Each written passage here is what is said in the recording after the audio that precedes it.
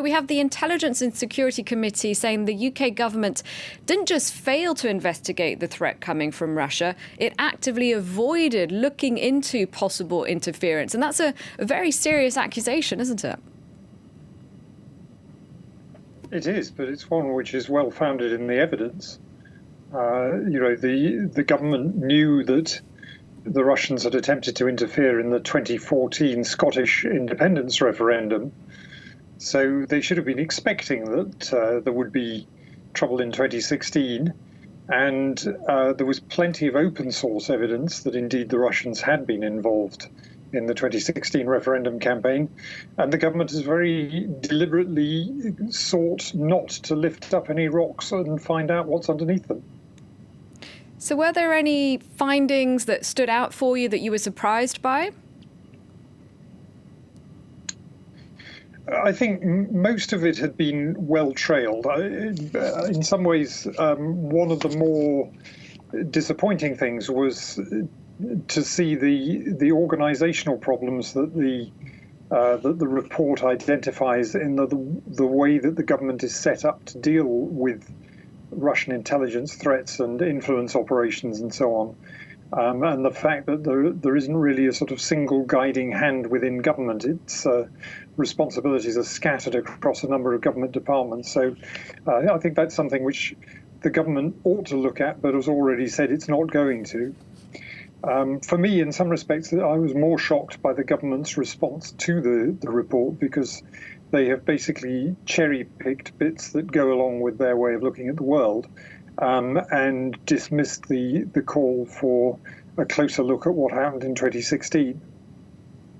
Yes, because the committee also wants, it says, transparency in the House of Lords, or more transparency, and covers the influence of Russian oligarchs. What can you tell us about that? Well, that's another area where I think the government is very keen not to look. We know, again, from open source evidence and indeed official reporting, that some of the largest donors to the Conservative Party over the last few years are naturalized British citizens who originally came from Russia, or in some cases other parts of the former Soviet Union, some of whom certainly have or have had very close ties to Vladimir Putin. And far from taking the opportunity to say, well, this kind of money really shouldn't be involved in British politics, the government has simply passed over that aspect of the report in silence. And the committee also criticising the government for this delay, because, of course, the report was ready a long time ago, and Downing Street made sure that its publication was delayed. What did you make of that aspect, the fact that they came out saying there was really no excuse for this delay? Well, there was really no excuse for the delay.